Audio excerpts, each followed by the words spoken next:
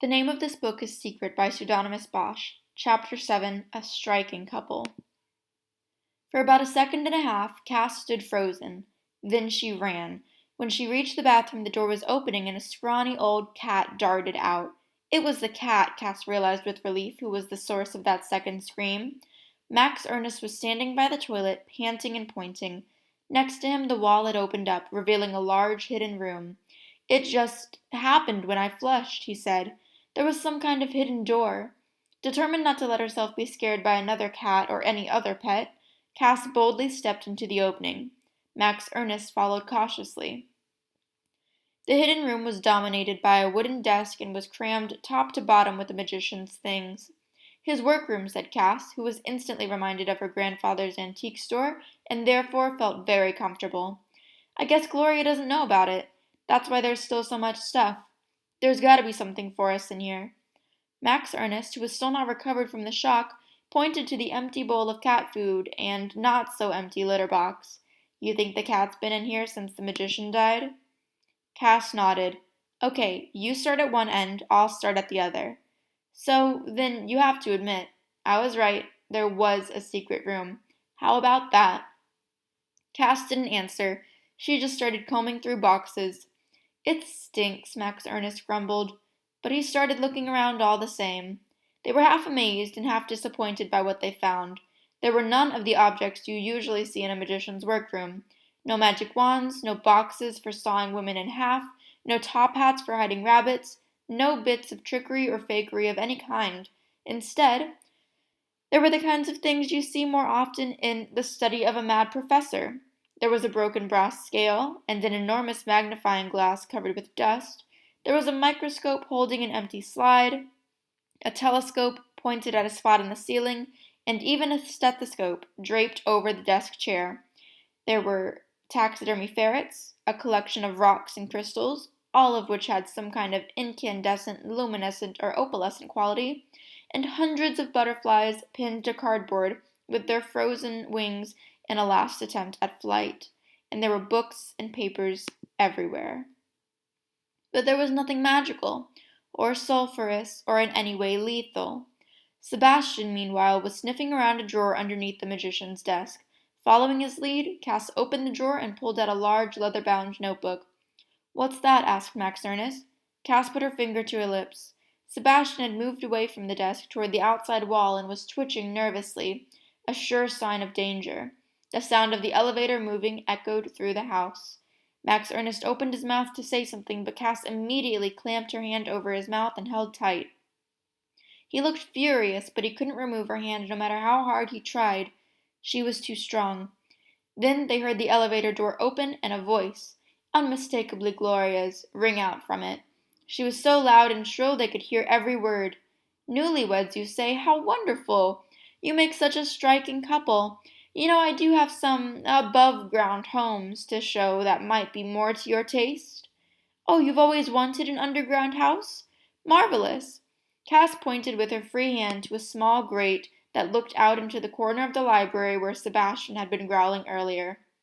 It must have been the cat that made him growl.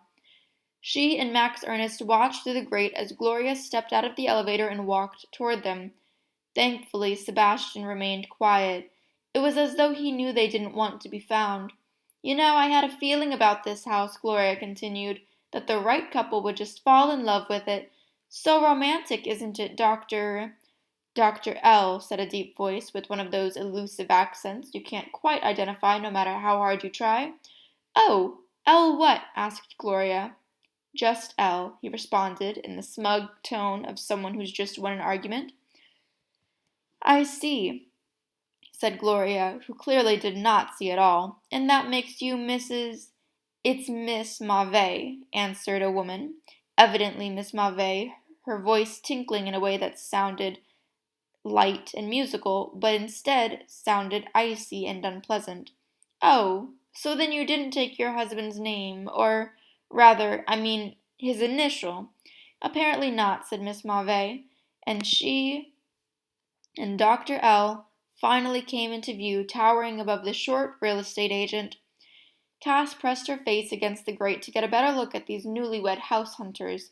Gloria was not exaggerating when she said they made a striking couple. Dr. L was tall and tan and had the whitest teeth Cass had ever seen. He wore a gray suit with a silver tie, and he had silver hair that looked like it had been blowing in the wind. And yet, his hair never moved. Despite the color of his hair, he didn't have any wrinkles on his face. He was so handsome that he seemed far away even when he was close. If anything, Miss Mauve was even more dazzling, and not just because she was dripping with gold jewelry. She was almost as tall as Dr. L, and she had a teeny tiny waist, like a Barbie doll brought to life. She had blonde Barbie hair that swooped up from her forehead, forming a perfect golden helmet, not a strand out of place. She had blue Barbie eyes that were big and round and sparkling and never seemed to blink. Her skin, too, was smooth and flawless, like a doll's. No part of her face ever moved, even when she spoke. It was as if she and Dr. L had taken photographs of themselves, just the perfect moments when they looked their absolute best, and then they had it cast a spell so that they would look like their photographs forever. One other thing was strange about them. They both wore gloves on their hands, even though the day was really warm. They were terrifying, at least to Cass. Max Ernest, on the other hand, was transfixed. "That's the prettiest woman I have ever seen," he whispered when Cass finally released her hand. "Are you crazy?" Cass whispered back. "She looks like a zombie." They both do.